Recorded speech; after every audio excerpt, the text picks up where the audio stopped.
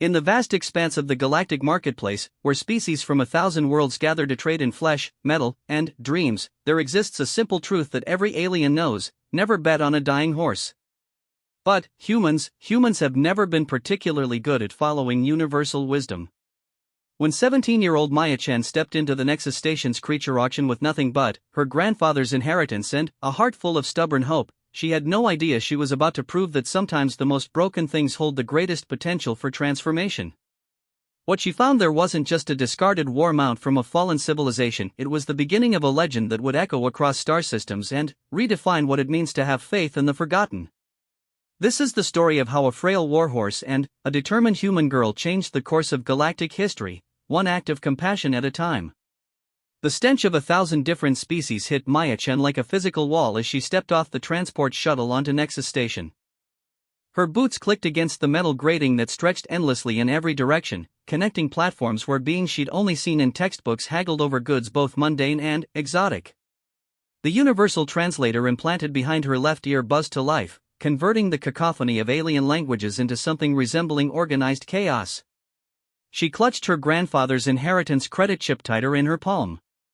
50,000 galactic standard units. It wasn't much by intergalactic standards, but it was everything she had left of Chen Wei, the man who'd raised her after her parents died in the mining accident on Kepler 442b. He'd been a simple terraforming engineer, but he'd always talked about the old Earth legends, about the bond between humans and horses that had shaped their species' destiny. Never underestimate the power of partnership, he'd whispered to her during his final days in the medical facility. Sometimes the most important relationships come from the most unexpected places. Maya navigated through the crowd, following the glowing directional signs toward the creature auction. Towering Zaltharians with their crystalline skin brushed past her, their 6 arms carrying exotic fruits that pulsed with bioluminescent light. A group of insectoid Vexi clicked and chittered as they examined a cage full of what looked like flying gemstones. The diversity was overwhelming, but Maya kept her focus on her destination. The auction house occupied an entire section of the station, its vast dome stretching upward until it disappeared into artificial clouds. Thousands of beings filled the amphitheater-style seating, their attention focused on the central platform where a Thrakkeray auctioneer, its tentacle-like appendages gesturing wildly, was presenting a magnificent creature that looked like a cross between a tiger and a dragon. Magnificent astral prowler from the Andorian system, the auctioneer's translation came through clearly. Capable of surviving in zero atmosphere, feeds on cosmic radiation, perfect for deep space reconnaissance. Bidding starts at 200,000. Maya found a seat in the upper levels, watching as the bidding quickly escalated beyond anything she could afford. This was the elite section of the auction, where military contractors and wealthy collectors competed for the galaxy's most prized creatures. She wasn't here for the spectacular beasts that commanded millions of credits. Hours passed as she watched creature after creature cross the platform. Crystalline birds that could navigate hyperspace, amphibious beings that secreted valuable minerals, predators engineered for specific combat scenarios. Each sale was accompanied by detailed biological assessments, performance records, and breeding histories. The auction house treated these living beings like commodities, which, Maya supposed, they technically were in this corner of the galaxy. As the day progressed, the quality of the creatures began to decline. The crowds thinned as the wealthy bidders departed with their purchases.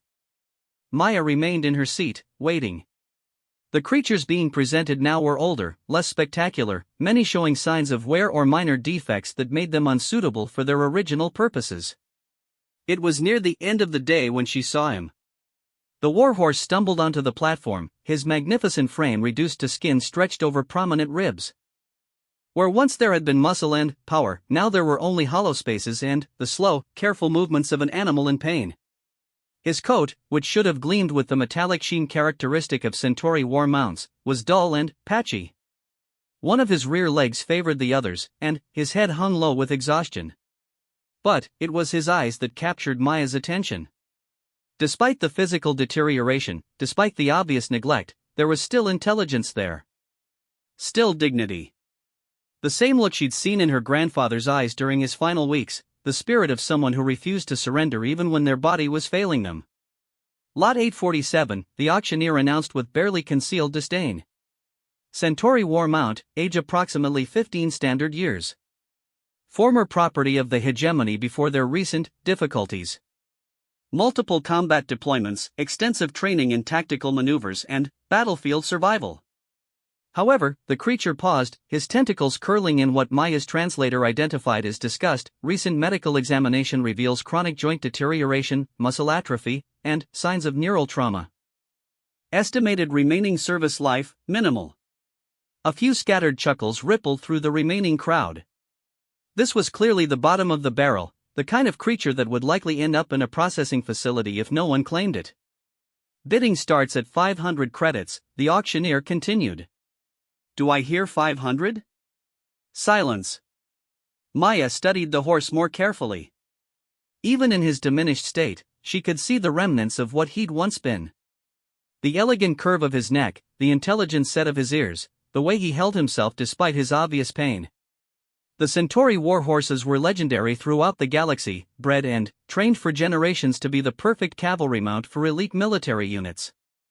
They were faster than any mechanical transport over short distances, capable of navigating terrain that would stump most vehicles, and possessed an almost supernatural ability to anticipate their riders' needs. This one had clearly seen extensive combat. Scars crisscrossed his hide in patterns that spoke of laser burns and projectile wounds. His left ear bore the distinctive notch that indicated he'd been part of a frontline unit.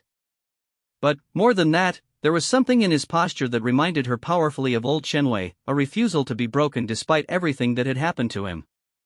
250, the auctioneer tried again, sounding increasingly impatient. 100? Still no response from the crowd. A few aliens had already begun filing toward the exits, their business concluded for the day. Maya felt her heart racing. She'd come here with a vague plan to find something, anything, that could help her start a new life on one of the frontier worlds where her terraforming skills might be valued. A companion animal of some sort, maybe, or a small creature she could breed and sell. She hadn't expected to find this broken-down war horse who looked at the world with the same stubborn determination that had defined her grandfather's character. 50 credits? The auctioneer's disgust was now obvious even through the translation matrix. For processing rights only? Processing rights. Maya's stomach turned. That meant they were going to put him down and harvest his parts for whatever medical or industrial applications they might have. The thought of those intelligent eyes going dark forever made her feel sick. She stood up before she could second-guess herself. 1,000 credits, she called out, her voice carrying clearly across the nearly empty auction house. The auctioneer's tentacles froze in mid-gesture.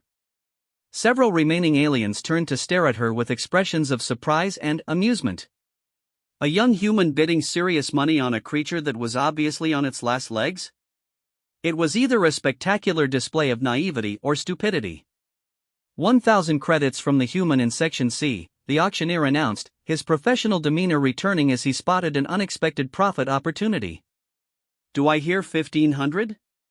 Maya held her breath, hoping no one else would bid.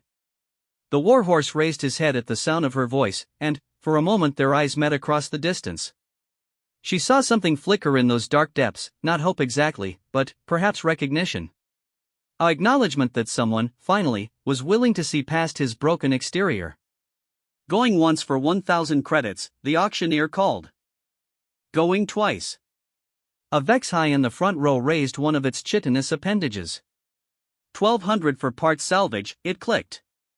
Maya's heart sank, but she wasn't about to give up that easily. 2,000, she countered immediately. Murmurs rippled through the remaining crowd. Now people were definitely paying attention. The Vexhai consulted a small device, calculating whether the potential salvage value was worth escalating the bidding war. After a moment, it settled back into its seat with what the translator rendered as a disgusted hiss. 2,000 credits going once, the auctioneer announced with renewed enthusiasm. Going twice, sold to the human in Section C. Maya's knees went weak with relief. She'd just spent 4% of her entire inheritance on a dying warhorse, but somehow it felt like the most important purchase of her life. She made her way down to the platform level to complete the transaction, her mind already racing with questions about what exactly she was going to do with her new acquisition. The auctioneer accepted her credit transfer with professional efficiency, though she caught several of its tentacles making what her translator identified as gestures of amusement. "Congratulations on your purchase," it said formally. "Medical records, training documentation, and ownership transfer will be available at the administrative station. Your creature will be delivered to Docking Bay 94 once processing is complete." "When can I see him?" Maya asked. "Standard procedure requires a waiting period of I'd like to see him now," Maya interrupted. "Please." The auctioneer's tentacles curled in what might have been surprise. "The creature requires medical clearance before I'm not planning to ride him today," Maya said firmly. "I just want to see him." Something in her tone must have conveyed her determination, because the auctioneer gestured toward a side entrance with one of its appendages. "Temporary viewing is permitted in holding area 7. Please follow the yellow guide path." The holding areas were a stark contrast to the showroom atmosphere of the auction house. Here, the pretense of glamour fell away, revealing the industrial reality of the creature trade. Rows of holding cells stretched into the distance, filled with the day's unsold inventory. The air was thick with the smell of disinfectant and the complex bouquet of alien biochemistries. Maya followed the yellow path until she reached holding area 7. The warhorse stood in a large pen, mechanically working his way through a pile of synthesized grain. Up close, his condition looked even worse than it had on the auction platform. His ribs were clearly visible beneath his patchy coat, and she could see the careful way he distributed his weight to favor his injured leg. But when he noticed her approach, he raised his head and fixed her with that same intelligent gaze she'd seen during the auction.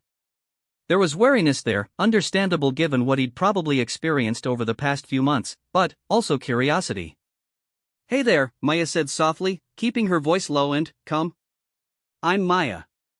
I guess we're going to be partners now." The horse studied her for a long moment, his ears swiveling forward and back as he processed this new development. Then, slowly, he took a step toward the barrier that separated them. Not close enough for her to touch him, but close enough that she could see the silver flecks in his dark eyes and the network of small scars that marked his muzzle. "I know you've probably been through a lot," Maya continued, settling down on a cargo crate so she could be closer to his eye level. "I lost someone important too. My grandfather. He always said that the best partnerships come from unexpected places." The horse's ears pricked forward at the sound of her voice, and she noticed that his posture had become slightly more alert. It was a small change, but it felt significant. "He used to tell me stories about old Earth," Maya went on, finding comfort in the familiar narrative. "About how humans and horses built civilization together. About trust and partnership and never giving up on each other. I know you're not exactly like those old Earth horses, and I'm definitely not a warrior, but maybe we can figure out something together." A station attendant appeared at her elbow, startling her out of her reverie. The creature was some species she didn't recognize, with blue-green skin and large compound eyes that seemed to take in everything at once. "Ownership transfer complete," it announced in a buzzing voice. "Medical documentation uploaded to your personal account. Transport to your specified destination can be arranged for an additional fee." "What's his name?" Maya asked suddenly. The attendant's compound eyes blinked in sequence. "Designation, Combat Unit 77 Alpha 9. "That's not a name," Maya said. "That's a serial number." "Correct. Centauri military designations follow standard alphanumeric protocol." Maya looked back at the warhorse, who was still watching their conversation with obvious interest. "Well, we'll need to fix that, won't we?" The attendant seemed confused by this statement, but simply handed her a data pad with transportation options. Maya scrolled through the available destinations, her mind churning. She'd originally planned to take passage to one of the frontier worlds where her terraforming skills might be in demand, but bringing along a sick warhorse complicated that considerably. Then, she saw an option that made her pause: New Eden, a recently established agricultural colony in the Tau Ceti system. The description mentioned wide open spaces, a need for large animal husbandry specialists, and, most importantly, a medical facility that specialized in treating Earth-descendant species. "How long would transport to New Eden take?" she asked. "Standard passenger transport with livestock accommodation, 14 standard days," the attendant replied. "Cost, 3,000 credits for human passenger, additional 2,000 for large animal transportation with medical support. Maya winced. 5,000 credits would eat up 10% of her inheritance before she'd even arrived at her destination. But, looking at the warhorse, her warhorse now, she knew she didn't really have a choice. "Book it," she said. As the attendant processed her request, Maya turned back to the holding pen. The warhorse had returned to his grain, but she noticed he kept glancing in her direction between bites. It occurred to her that he was probably as uncertain about this new development as she was. "I don't know what we're going to do when we get there," she admitted to him quietly. "I'm not a warrior, and you're hurt. But my grandfather always said that sometimes the most important thing is just not giving up. So that's what we're going to do. We're not going to give up." The horse paused in his eating and looked at her directly, as if he'd understood every word.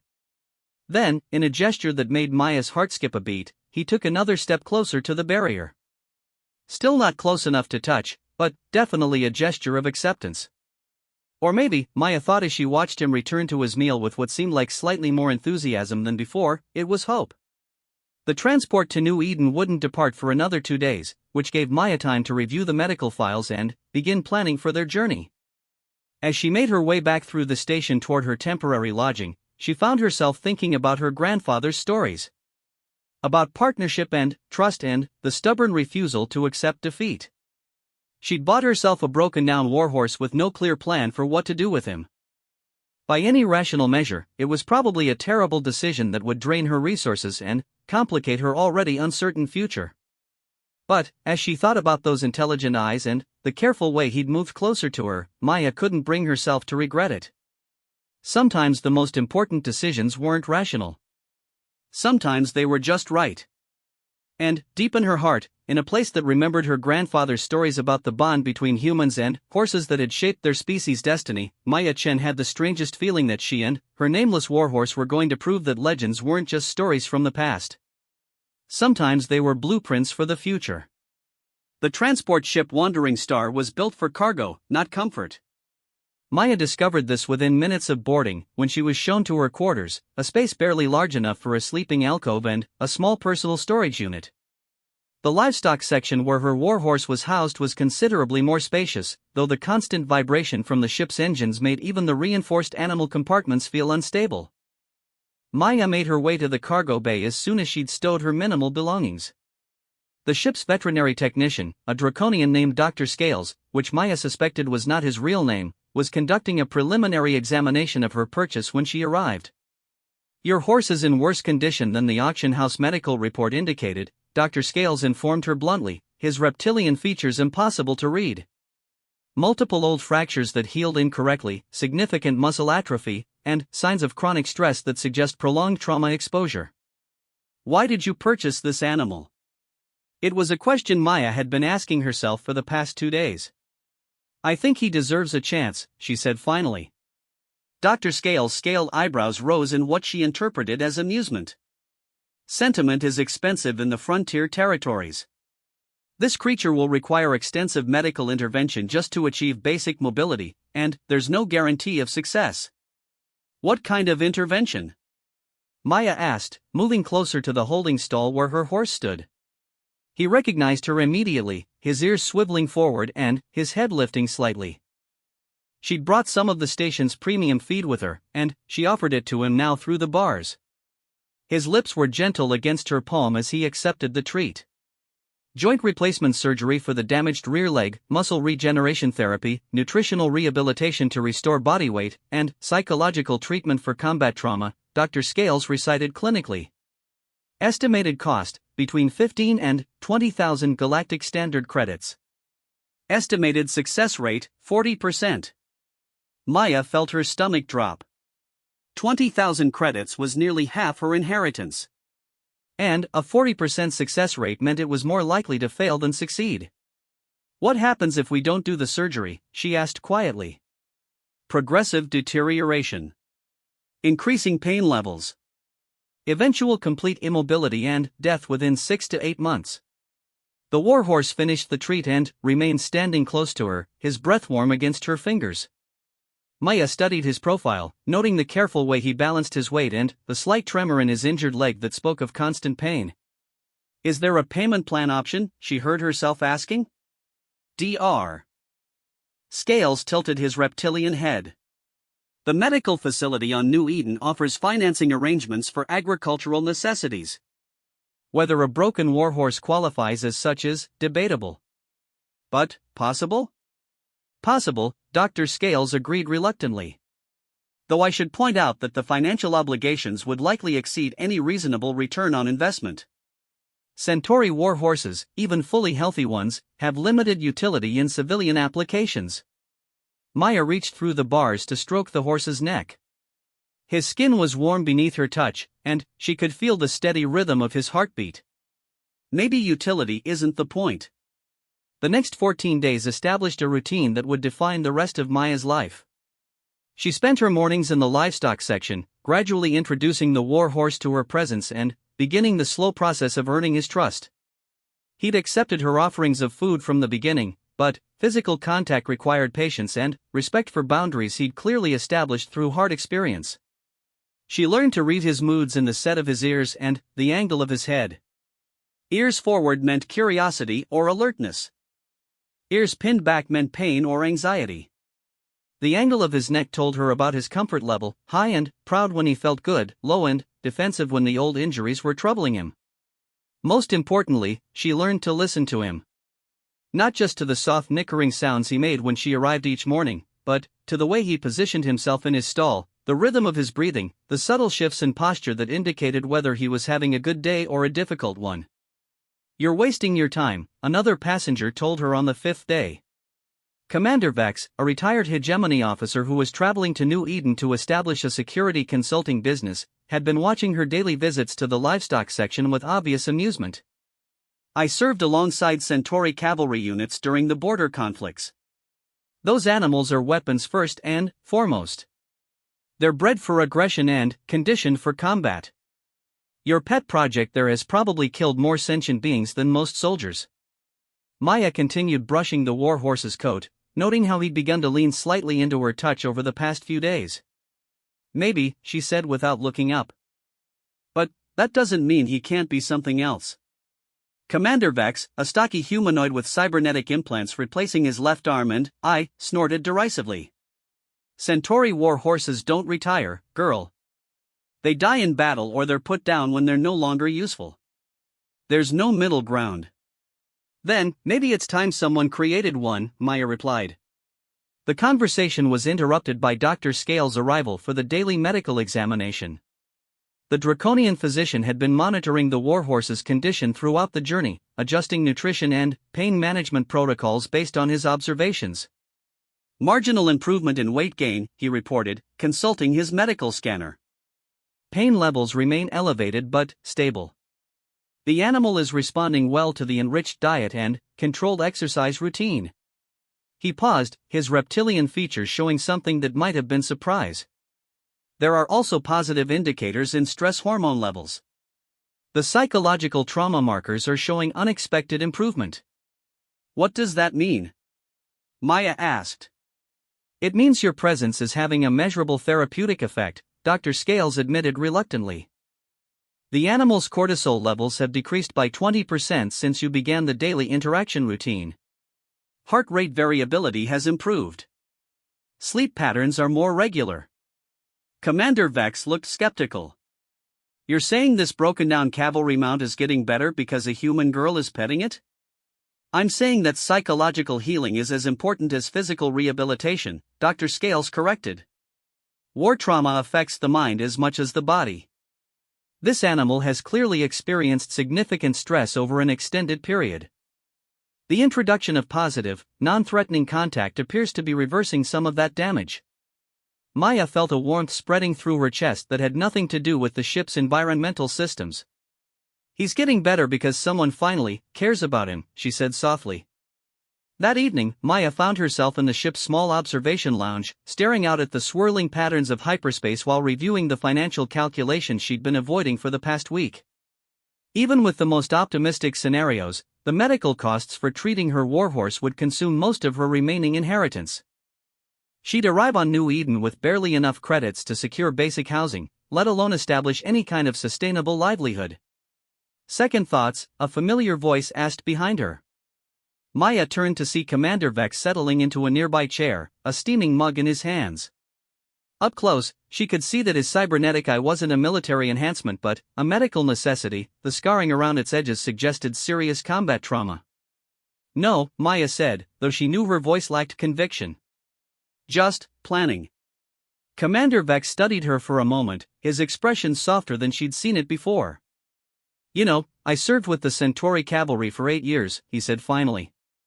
Before the hegemony collapsed and left soldiers like me to figure out what comes next. Maya waited for him to continue, sensing that this was important. The bond between a Centauri warrior and their mount isn't like anything else in the galaxy, Commander Vex went on. It's not just tactical partnership, it's deeper than that.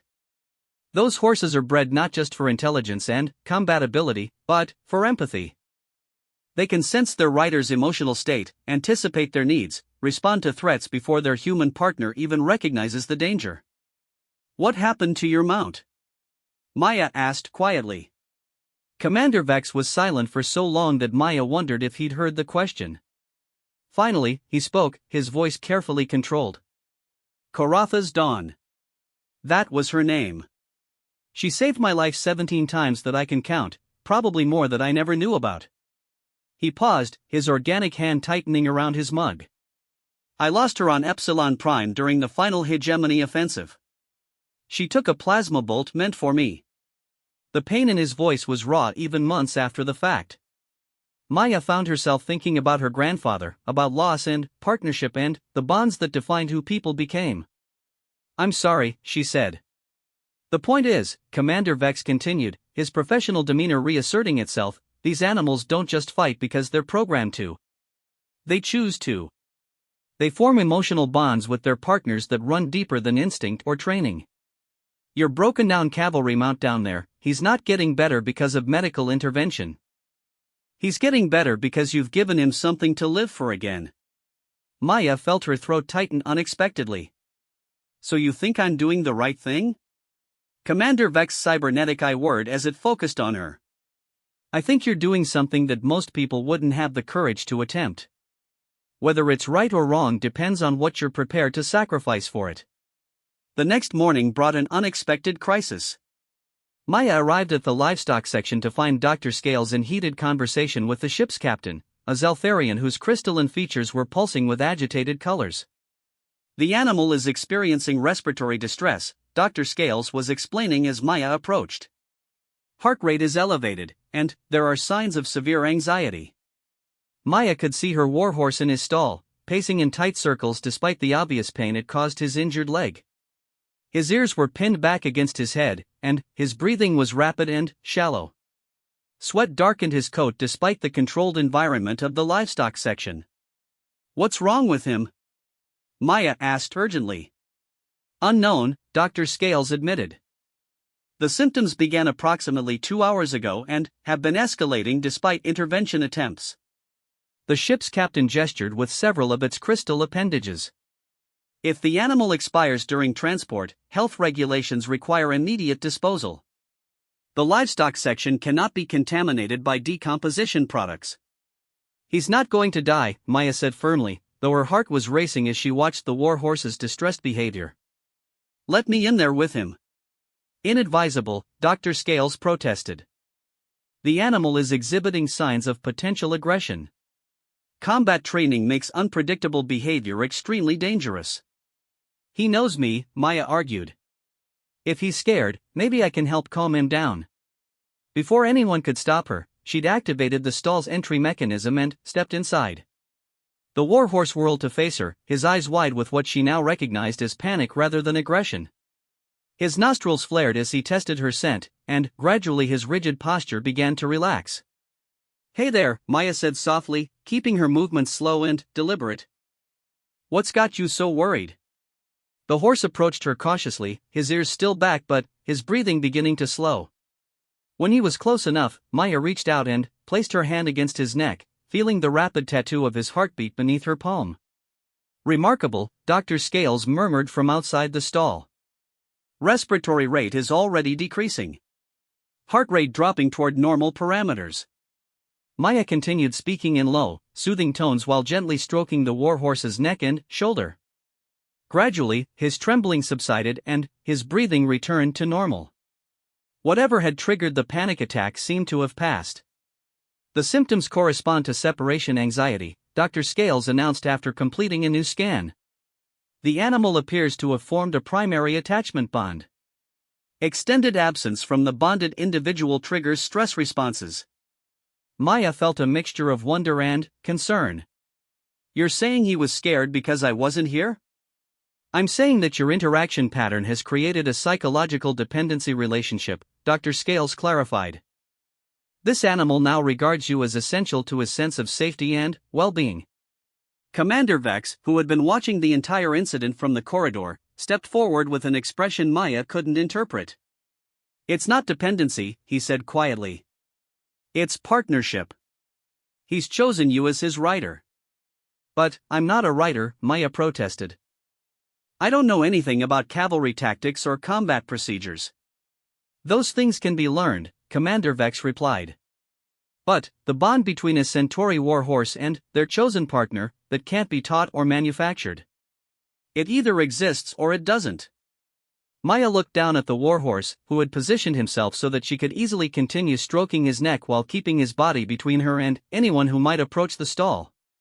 The protective positioning was subtle but unmistakable. What does that mean for us? She asked softly. Commander Vex's smile held echoes of old grief and new hope. It means you're not just taking him to New Eden for medical treatment, he said. You're taking him home. As the wandering star continued its journey toward the Tau Ceti system, Maya found herself thinking about partnership and choice and the unexpected ways that lives could change direction. She'd set out to find a way to start over on a frontier world, carrying nothing but her grandfather's stories and her own determination. Instead, she'd found herself responsible for a broken warhorse who had somehow decided that she was worth living for. The financial implications were staggering, the practical challenges seemed insurmountable, and the future remained completely uncertain.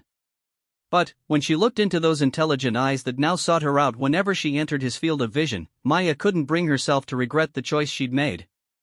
Her grandfather had been right about partnership coming from unexpected places. He just never mentioned that sometimes the most important partnerships began with acts of faith that made no rational sense at all. New Eden stretched before them like a green promise under twin suns. Maya pressed her face against the transport shuttle's viewport, watching as endless grasslands gave way to scattered settlements and the occasional gleam of solar collection arrays. The colony world was only 3 years old, carved out of virgin territory by the kind of determined pioneers who saw opportunity where others saw hardship. The spaceport was little more than a reinforced landing pad surrounded by prefabricated buildings, but it hummed with the energy of a growing community. Maya could see massive cargo haulers unloading agricultural equipment while smaller vessels ferried passengers and priority supplies. Everything had the temporary but determined quality of a settlement that was building itself from scratch. Final destination, Dr. Scales announced as their shuttle touched down. The medical facility is located approximately 40 kilometers from the spaceport. I've arranged for ground transport suitable for your companion. Maya's warhorse, she really needed to decide on a name for him, had traveled better than anyone expected. The separation anxiety issue had been managed by allowing Maya to spend most of the remaining journey in the livestock section, and his physical condition had continued to improve with proper nutrition and gentle exercise. Commander Vex had used the travel time to share what he knew about Centauri warhorse training and care, though he'd warned Maya repeatedly that most of his knowledge was focused on military applications. Civilian partnership is largely theoretical, he'd admitted. No one's really tried to figure out what these animals might be capable of outside a combat context. The ground transport turned out to be a converted cargo hauler driven by a cheerful local named Tom Bradley, whose weathered features and calloused hands marked him as someone who'd spent his life working with large animals. He took one look at Maya's warhorse and whistled appreciatively. Haven't seen one of those since the war, he said, running experienced eyes over the animal's frame. Beautiful creature, even in rough condition. You planning to breed him? I'm planning to help him get better, Maya replied, which wasn't really an answer but seemed to satisfy Tom. The ride to the medical facility gave Maya her first real look at New Eden's landscape. Rolling grasslands stretched to the horizon, broken by stands of Earth-descendant trees and the occasional herd of imported livestock. The air was clean and thin, with an edge of ozone that spoke of a young world still settling into its atmospheric patterns. Colony's been good for folks who like working with animals, Tom told her as they traveled. Lots of open space, minimal regulations, and a real need for people who understand large animal husbandry. Course, most folks are dealing with cattle and sheep, not war horses. Are there many other off-world species here? Maya asked. Some. Dr. Martinez at the medical center has been working with a whole range of creatures that folks brought with them from other worlds. She's good people, used to work for the Galactic Veterinary Service before she decided colony life was more interesting. The New Eden Medical Center was larger than Maya had expected, a sprawling complex of connected buildings that served both the human population and their various animal companions. Dr. Elena Martinez turned out to be a compact woman with graying hair and the kind of confident competence that immediately put both patients and their owners at ease. She spent nearly an hour examining Maya's war horse, her hands gentle but thorough as she assessed his condition. The animal submitted to the examination with patient dignity, though Maya noticed he kept one ear constantly turned toward her location. Dr. Scales sent me his preliminary reports, Dr. Martinez said finally. I have to say, I'm impressed by the improvement shown during transport. This animal was in much worse condition 2 weeks ago. Is the surgery still necessary? Maya asked hopefully. I'm afraid so. The joint damage in his rear leg is severe enough that it will only get worse without intervention. However, I think our success probability is higher than Dr. Scales estimated. The psychological improvement and weight gain have significantly strengthened our treatment foundation. Dr. Martinez led Maya to her office, where holographic displays showed detailed anatomical scans of the warhorse's skeletal and muscular systems. The damage was extensive but not hopeless: old fractures that had healed incorrectly, stretched ligaments that no longer provided proper support, and muscle groups that had atrophied from months of compensating for chronic pain. The total treatment cost will be approximately 18,000 credits, Dr. Martinez explained. That includes joint replacement surgery, muscle regeneration therapy, physical rehabilitation, and post-operative care. We can arrange financing over 2 years at standard colonial development rates. Maya did quick mental calculations. 2 years of payments would be manageable if she could find steady work, but it would consume most of her income and leave no margin for emergencies or unexpected expenses. She was essentially betting her entire future on the possibility that a broken warhorse could somehow become an asset rather than just a responsibility. There is one other option, Dr. Martinez said carefully. The Colonial Administration has a program for importing specialized agricultural equipment and breeding stock. If your horse could qualify as a breeding animal, the colony would cover 70% of the medical costs in exchange for a commitment to participate in the genetic diversity program. What would that involve? Maya asked. Essentially, you'd be agreeing to allow controlled breeding once he's fully recovered. Centauri war horse genetics would be valuable for developing a local cavalry program for territorial security. The Colony Council has been discussing the need for mounted patrol units to cover areas that are inaccessible to ground vehicles. Maya felt a flicker of hope. It wasn't ideal; she'd hoped to give her warhorse a peaceful retirement rather than asking him to continue working, but it offered a path to sustainability that didn't require her to spend the next decade in debt. Would I need to give up ownership? She asked. No. You'd retain primary ownership and custody. The colony would simply have breeding rights and first option on any offspring. Plus, if you were willing to work with the Territorial Security Force, there would be additional compensation for training and patrol duties. The idea of working with territorial security hadn't occurred to Maya, but it made a certain amount of sense. Her grandfather's terraforming background had included wilderness survival training, and she'd maintained those skills even after moving to more developed worlds. Mounted patrol work would allow her to use those abilities while providing her warhorse with purposeful activity that drew on his natural talents. Can I think about it? Maya asked. Of course. But we should schedule the surgery soon regardless. Delayed treatment will only make the procedure more complicated. That evening, Maya found herself sitting on the front porch of the small guest house where she'd taken temporary lodging, watching her warhorse graze in the adjacent paddock. Tom Bradley had arranged for the temporary accommodation while she made decisions about permanent housing, and the facility included basic animal care amenities. The warhorse seemed to be enjoying the freedom to move around after weeks of confinement aboard the transport ship. His injured leg still caused him obvious discomfort, but Maya could see the pleasure he took in being able to stretch his neck down to the grass and choose his own pace of movement. "You know," she said conversationally, "I think it's time we figured out what to call you. Combat Unit 77 Alpha 9 is definitely not working as a name." The horse raised his head at the sound of her voice, his ears pricking forward attentively. His coat was already showing signs of improvement, less patchy, with hints of the metallic sheen characteristic of his breed beginning to show through. "My grandfather used to tell me about the old partnership traditions," Maya continued. "How names were supposed to mean something important, not just sound nice. He said the best names captured something essential about who someone really was." She studied the war horse's profile as he returned to grazing, noting the careful dignity he maintained despite his physical limitations. There was something noble about the way he carried himself, even in pain. Something that spoke of inner strength that hadn't been broken despite everything he'd endured. "Phoenix," she said suddenly. "That's what I'm going to call you.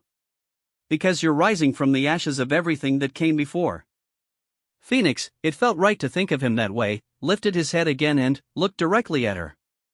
For a moment, she could have sworn she saw understanding in those dark eyes, as if he approved of her choice. The next morning brought an unexpected visitor. Maya woke to the sound of multiple vehicles arriving at the guest house, and she looked out to see a convoy of official-looking ground transports parked in the yard. A group of uniformed individuals was examining Phoenix with obvious professional interest. Maya dressed quickly and hurried outside to find Dr. Martinez in conversation with a tall woman wearing the insignia of Colonial Security Administration. Several other officials were taking detailed recordings of Phoenix, who was tolerating their attention with his characteristic patient dignity. "Miss Chen," Dr. Martinez said as Maya approached. "I'd like you to meet Director Sarah Walsh, head of territorial security for this sector. She heard about your horse and wanted to meet with you about the breeding program proposal." Director Walsh was a woman in her 40s with the kind of weathered competence that came from years of frontier experience. Her handshake was firm, and her eyes were shrewd as they assessed both Maya and Phoenix.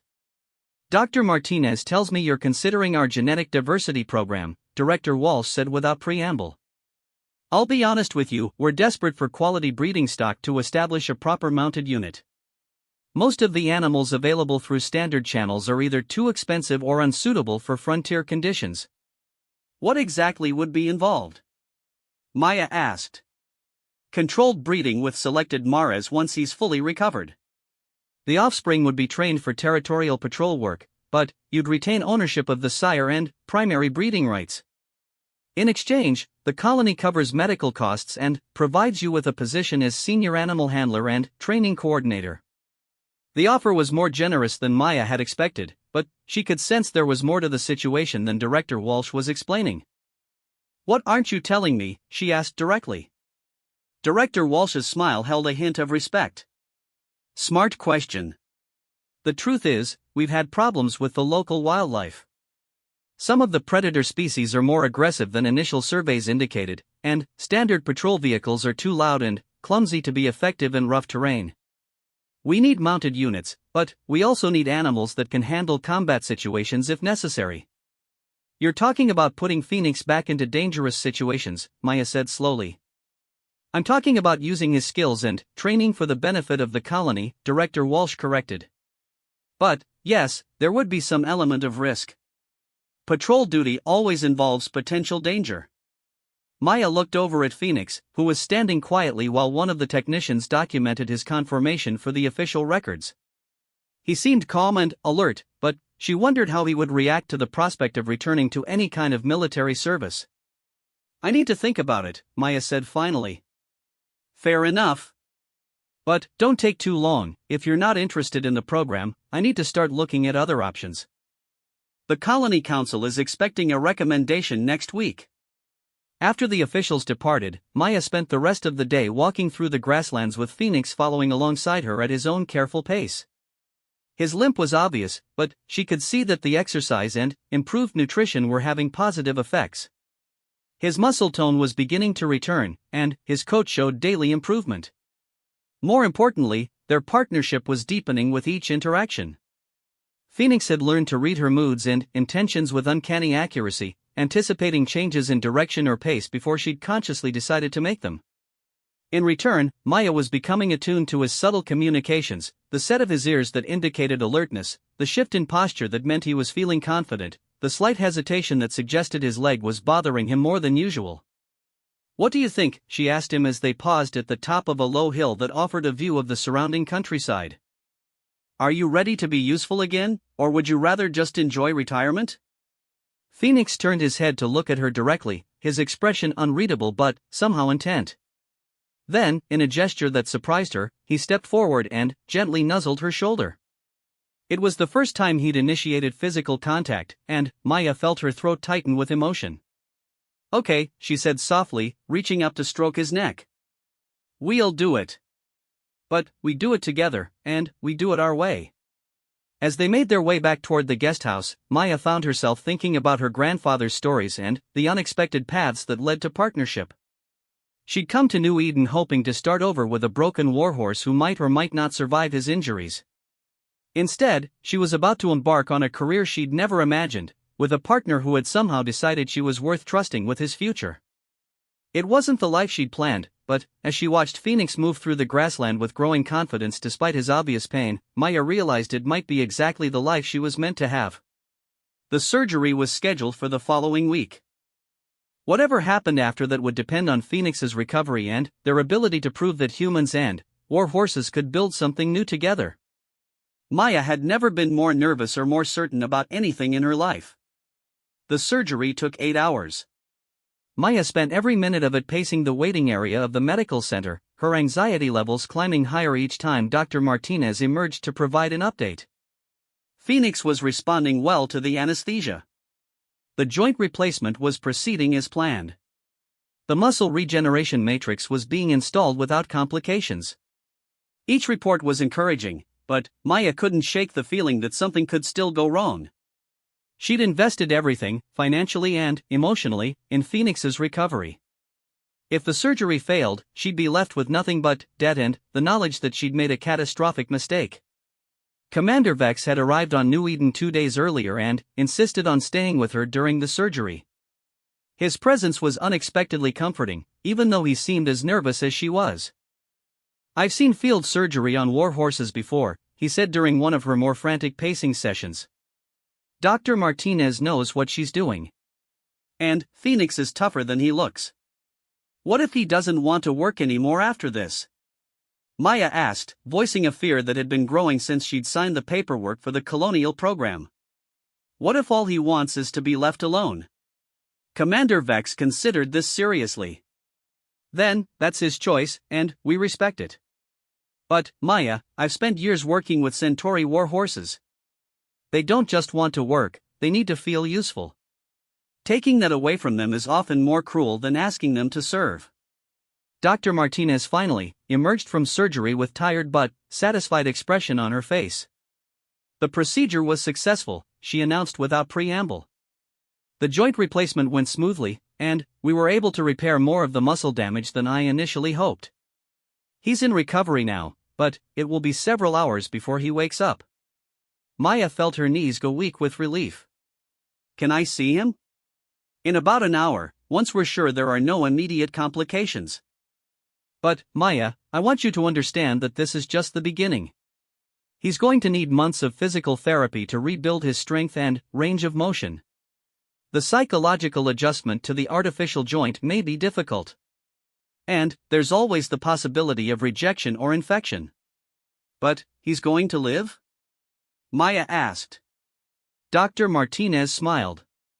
"He's going to live, and, with time and patience, he should be able to function normally again. Maybe not at the elite combat level he once achieved, but certainly well enough for patrol work and breeding duties." When Maya was finally allowed into the recovery area, Phoenix was still unconscious from the anesthesia.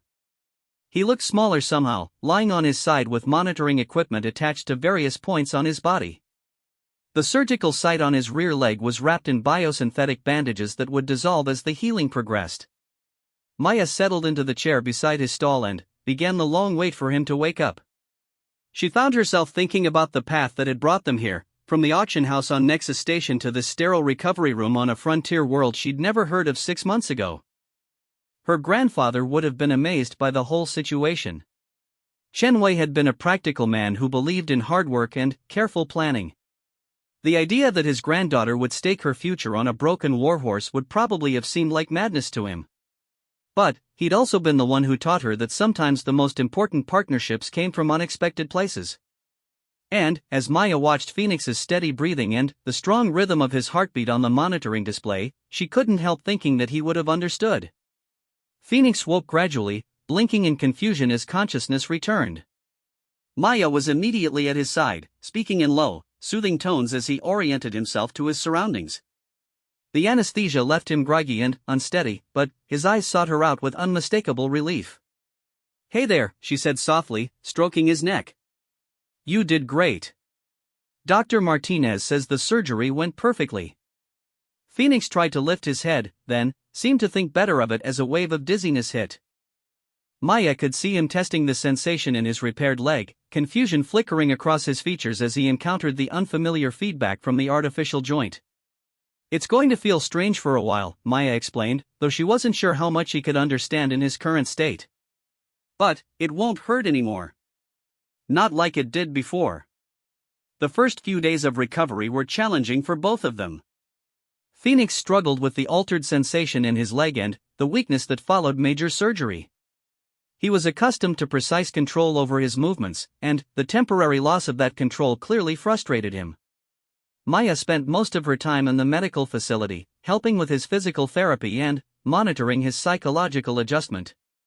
Dr. Martinez had been right about the mental challenges of recovery. Phoenix went through periods of depression and anxiety that required patient support and encouragement. But, gradually, day by day, he began to improve. The artificial joint integrated successfully with his natural bone structure, and the muscle regeneration therapy restored strength to areas that had been compromised for months. More importantly, Maya could see his confidence returning as pain-free movement became possible again. 3 weeks after surgery, Phoenix took his first real steps without assistance. Maya was leading him through his daily exercise routine when she noticed that his gait was smoother, more balanced. He was still favoring the repaired leg slightly, but the severe limp that had defined his movement for so long was gone. "Look at that," Dr. Martinez said admiringly as she observed their progress. "I've never seen a Centauri warhorse recover this quickly from major joint surgery. He must have tremendous motivation to heal." Maya thought about the bond they'd developed over the weeks of recovery. Phoenix had become completely attuned to her presence, responding to subtle cues and seeking her approval for new activities. In return, she'd learned to read his moods and needs with increasing accuracy. "I think he knows we have work to do," Maya said. Director Walsh arrived the following week to assess Phoenix's progress and discuss the timeline for beginning patrol training. She brought with her a team of specialists who would be responsible for developing the Colonial Mounted Unit program. "Impressive recovery," Walsh said as she watched Phoenix move through his paces. His gait was now smooth and confident, with only the faintest irregularity to indicate his recent surgery. "Dr. Martinez tells me you've been working with him on basic ground commands?" Maya nodded. Phoenix had quickly relearned the basic cavalry commands he'd known before his injuries, but, more importantly, he'd begun responding to Maya's own communication style, a mixture of voice commands, body language, and subtle pressure cues that they'd developed together. "He's ready for mounted work," one of the training specialists asked. "We haven't tried riding yet," Maya admitted. "I wanted to make sure he was completely comfortable with groundwork first." "Sensible approach," Director Walsh agreed. "But we'll need to begin mounted training soon. The Colonial Council has approved funding for the mounted patrol program, and we need to demonstrate practical applications within the next month." The prospect of actually riding Phoenix filled Maya with equal parts excitement and terror. She'd studied her grandfather's old files on Earth horses and reviewed everything Commander Vex could teach her about Centauri cavalry techniques, but theoretical knowledge was very different from practical application. "I'll need instruction," Maya said honestly. "That's why I brought him," Director Walsh said, indicating a lean man in his 30s who'd been quietly observing their discussion. "Meet Captain James Rodriguez, formerly of the Hegemony Mounted Scouts. He'll be overseeing the development of our patrol program and training our first mounted units." Captain Rodriguez had the easy confidence of someone who'd spent his life working with horses. His handshake was firm, and his assessment of Phoenix was thorough but respectful. "Beautiful animal," he said finally. "Good bone structure, excellent muscle development, and smart eyes. How's his temperament under stress?" "I don't know yet," Maya said. "We haven't encountered anything that would test his combat reflexes. We'll find out soon enough." The training program starts with basic partnership development, making sure you and Phoenix can function as a coordinated unit. Then, we'll move on to tactical applications. Captain Rodriguez paused, studying Phoenix's posture. "Has he shown any signs of startle response or hypervigilance?" Maya thought about Phoenix's behavior over the past weeks. "He's very alert to his surroundings, but not nervous. More like he's constantly processing information and staying ready to react if necessary." "That's exactly what we want to hear." Combat-trained horses never really lose that awareness, but the good ones learn to distinguish between genuine threats and normal environmental factors. The first mounted training session was scheduled for the following morning. Maya spent the evening preparing Phoenix's tack, a modified saddle and bridle system designed specifically for human Centauri partnerships. The equipment was lighter than traditional cavalry gear but included additional communication interfaces that would allow for more precise coordination. Phoenix seemed to recognize the tack and stood quietly while Maya familiarized herself with the various straps and adjustments. He'd clearly been saddled thousands of times before, but she wanted him to become comfortable with her particular way of handling the equipment. "Tomorrow's the real test," she said to him as they completed their evening routine. "For both of us." Phoenix turned his head to look at her directly, his expression calm but attentive. Whatever concerns he might have about returning to mounted work, he seemed prepared to trust her judgment. Maya spent a restless night thinking about all the things that could go wrong. Phoenix could reject having a rider again. She could fall off and injure herself or lose his confidence. The artificial joint could fail under the stress of mounted work. The list of potential disasters seemed endless. But when morning arrived and she saw Phoenix waiting calmly in his paddock, his ears pricked forward with what looked like anticipation, Maya felt her anxiety transform into determination. They'd come too far together to let fear stop them now. Captain Rodriguez was already at the training facility when she arrived, along with Dr. Martinez and several members of the Colonial Security team. The presence of observers added pressure, but Maya tried to focus on Phoenix and the connection they'd built over months of patient work. "Take it slow," Captain Rodriguez advised as Maya approached Phoenix with the saddle. "Let him set the pace, and watch for any signs of discomfort or anxiety." Phoenix stood perfectly still as Maya saddled him, his behavior calm and professional.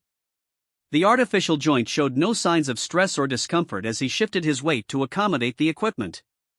When she was finished, he turned his head to nuzzle her shoulder, a gesture that had become his way of indicating readiness. "Good sign," Captain Rodriguez murmured. "He's accepting the equipment and maintaining focus on you as his partner." The moment of truth came when Maya put her foot in the stirrup. Phoenix remained motionless as she swung into the saddle, his ears flicked back to monitor her position but his stance relaxed and confident. For a long moment, Maya simply sat still, allowing both of them to adjust to this new configuration. Phoenix felt solid and warm beneath her, his breathing steady and his posture alert but not tense. "How does it feel?" Captain Rodriguez called softly. "Like coming home," Maya replied, and realized she meant it. Phoenix's first steps under saddle were careful but confident. The artificial joint functioned perfectly, showing no signs of instability or discomfort.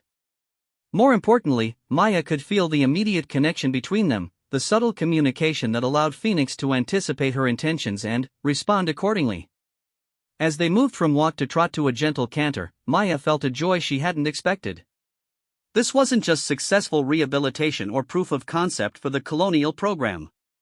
This was partnership in its purest form, two beings moving together with shared purpose and mutual trust. Outstanding, Director Walsh said as Maya brought Phoenix back to a walk after 20 minutes of increasingly confident movement. I think we can officially declare this experiment a success.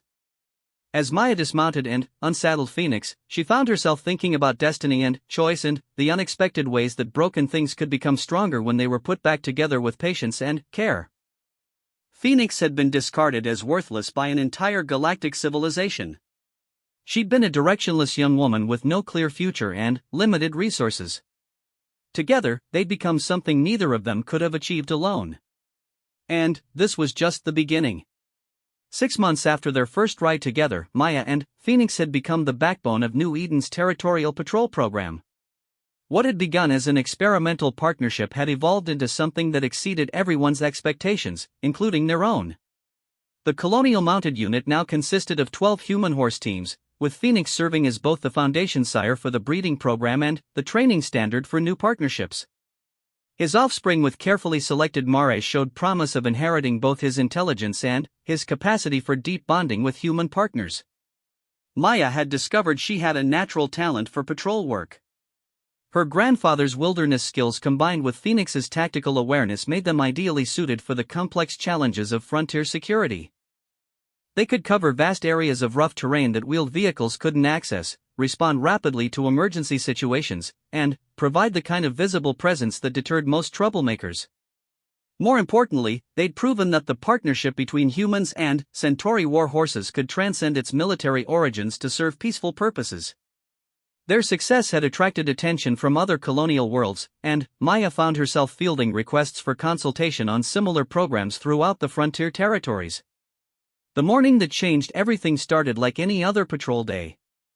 Maya and Phoenix were investigating reports of unusual predator activity in the northern sector when they encountered something that would test every skill they'd developed together. The distress beacon was broadcasting on an emergency frequency, its signal weak and intermittent. Maya recognized the signature as coming from a survey team that had been exploring mineral deposits in the remote canyon country. They'd been missing for 3 days, and previous search efforts had been hampered by the rough terrain and communication dead zones. "Command, this is Patrol 7, Maya reported into her communicator. I'm receiving a distress signal from Survey Team Delta. Signal is weak but consistent with their equipment signatures. Copy, Patrol 7. What's your assessment of the situation?" Maya studied the terrain ahead through her field glasses. The signal was coming from deep within a maze of narrow canyons that would be impossible to access with ground vehicles or aircraft. The rock formations created electromagnetic interference that would make communication unreliable at best. Vehicle access is impossible. The terrain is too rough for aerial rescue. Mounted access is feasible but challenging. Maya paused, feeling Phoenix's alertness as he scanned their surroundings. Request permission to proceed with reconnaissance.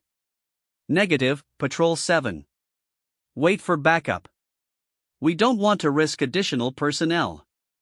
Maya understood the logic, but she also knew that every hour of delay could mean the difference between life and death for the missing survey team. She looked down at Phoenix, who was standing with his head raised and ears pricked forward, clearly aware that they were facing a decision point. "Command, the signal is getting weaker. If we lose contact completely, we may never locate them."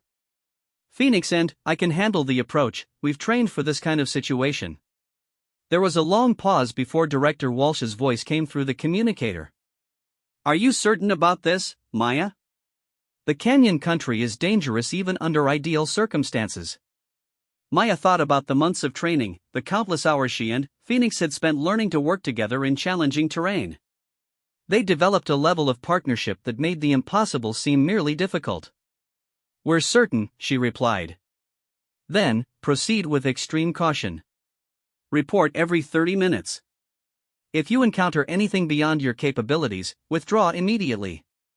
Maya urged Phoenix forward into the canyon system, trusting his sure-footedness to navigate the treacherous terrain.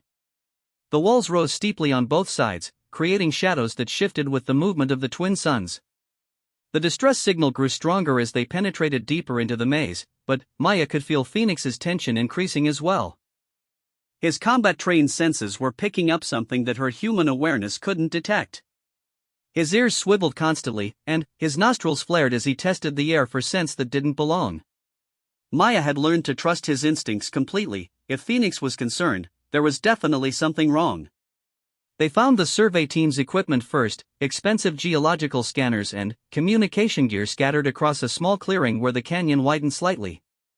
The distribution pattern was chaotic, suggesting either a hasty evacuation or some kind of struggle.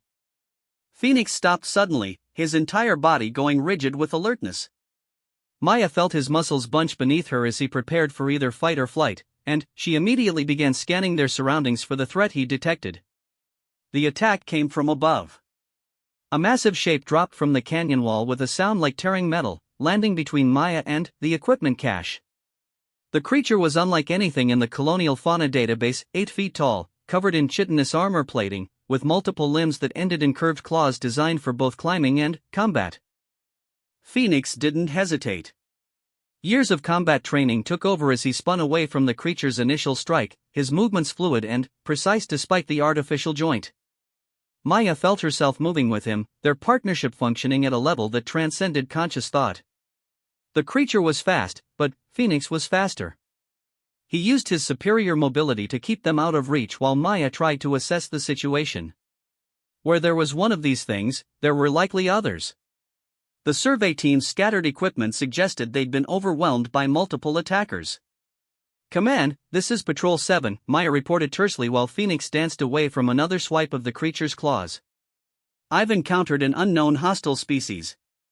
Large, aggressive, well adapted for canyon terrain." The survey team was definitely attacked. Static was the only response. The canyon walls were blocking their communications, just as Maya had feared.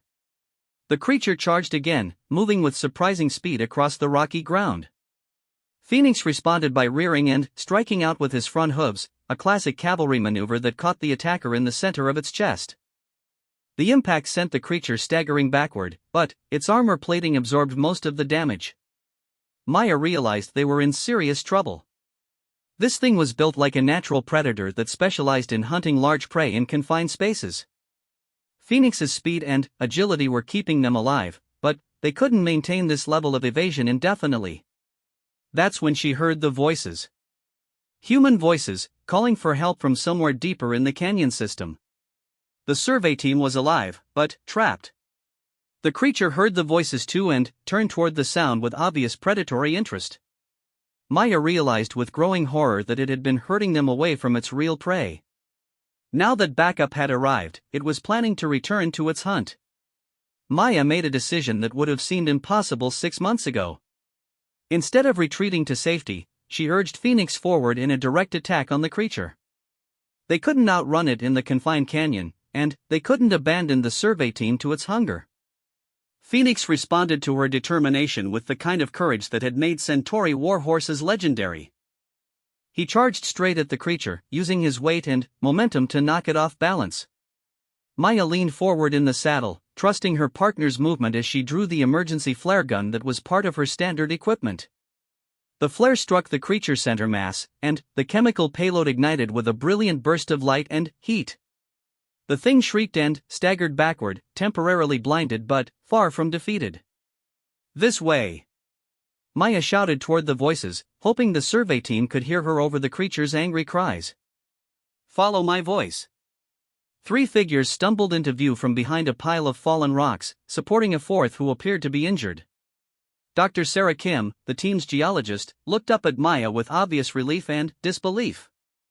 "You came alone?" Dr. Kim gasped. "Not alone," Maya replied, patting Phoenix's neck. "Can you walk?" "Johnson's leg is broken, but we can manage." The creature was recovering from the flare strike, shaking its massive head and focusing on the group with renewed aggression. Maya realized they had perhaps 30 seconds before it attacked again. "Stay close to Phoenix," Maya ordered. "Don't run unless I tell you to, and don't make any sudden movements."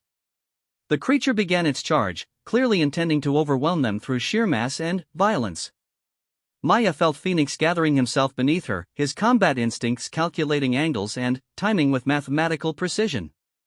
At the last possible moment, Phoenix sidestepped with liquid grace, allowing the creature's momentum to carry it past them. As it tried to turn for another attack, Phoenix kicked out with his rear legs, targeting the artificial joint that Maya had feared might be a weakness. Instead, the advanced prosthetic proved to be an asset. The artificial components could deliver more focused impact than natural bone and cartilage, and the creature's armor plating cracked under the precise strike. The thing howled in pain and rage, but its movements were now noticeably slower. Maya could see greenish fluid leaking from the damaged armor plating, and one of its climbing limbs was no longer functioning properly. "Now we run," Maya announced. The retreat through the canyon system was a nightmare of split-second decisions and desperate improvisation. Phoenix carried Maya while the survey team followed as quickly as they could manage, with Dr. Kim and her colleagues supporting their injured teammate. The creature pursued them with relentless determination, its damaged state making it even more dangerous. Phoenix's sure-footedness saved them repeatedly as they navigated treacherous rockfalls and narrow passages that would have stopped any ground vehicle. His combat training allowed him to anticipate the creature's attacks and position their group to avoid being cornered. When they finally emerged from the canyon system, Maya could see rescue vehicles approaching in the distance, their lights flashing against the afternoon sky. The creature followed them to the canyon mouth but seemed reluctant to pursue them into open terrain where it would lose its tactical advantages. "Command, this is Patrol 7, Maya reported as soon as her communicator picked up signal again. "I have Survey Team Delta. For survivors, one with serious injuries. Request immediate medical evacuation." "Copy, Patrol 7. Medical team is en route." "What's the status of the hostile contact?" Maya looked back at the canyon mouth, where the creature had withdrawn into the shadows but was still visible as a menacing presence. "Neutralized but not eliminated. This area needs to be declared a restricted zone until we can determine the extent of the infestation." The medical evacuation went smoothly, and the survey team members were transported to the medical center for treatment. Dr. Kim made sure to thank Maya personally before being loaded into the medical transport. "I don't know how you found us," she said, gripping Maya's hand. "Or how you got us out of there. But you saved our lives." "Phoenix found you," Maya replied honestly. "I just held on." As the medical transports departed, Maya remained at the canyon mouth with Phoenix, both of them watching for any signs of continued activity from the hostile creatures. The adrenaline was beginning to fade, leaving her with a profound appreciation for what they'd accomplished together. Director Walsh arrived an hour later with a full security team and xenobiology specialists.